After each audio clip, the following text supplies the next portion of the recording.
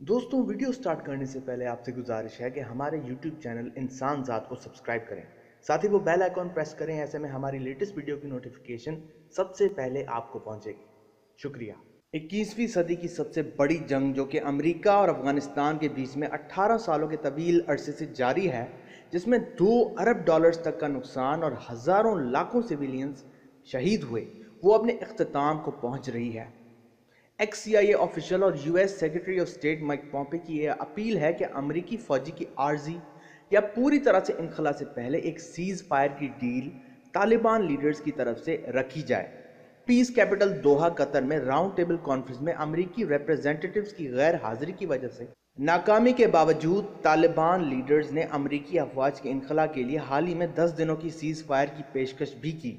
अमरीकी अफवाज की फौरन सब के सब 13,000 फौजी के इनखला के बाद ये पेशन गोई भी की जा सकती है कि चाइना के CAREC के जरिए अफगानिस्तान में रैपिड प्रोजेक्ट्स और इंफ्रास्ट्रक्चर का इफ्तिताह कर सकता है। लेकिन उससे पहले चाइना को नोवेल कोरोना वुहान वायरस से जल्द एज जल्द निजात हासिल करनी होगी।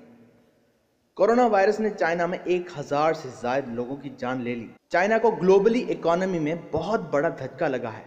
खासकर चाइनीज टेलीकॉम कंपनी हुआवे की सेल्स 1/3 तक कॉम्प्रोमाइज हुई हैं, लेकिन उसके लिए एक फौरन इनखला अमेरिका के लिए क्लेदी और बहुत ज़रूरी है, वरना प्लेन क्रैश, कैजुअल्टीज और ग्रीन एंड ब्लू अटैक्स मजीद जारी रहेंगे।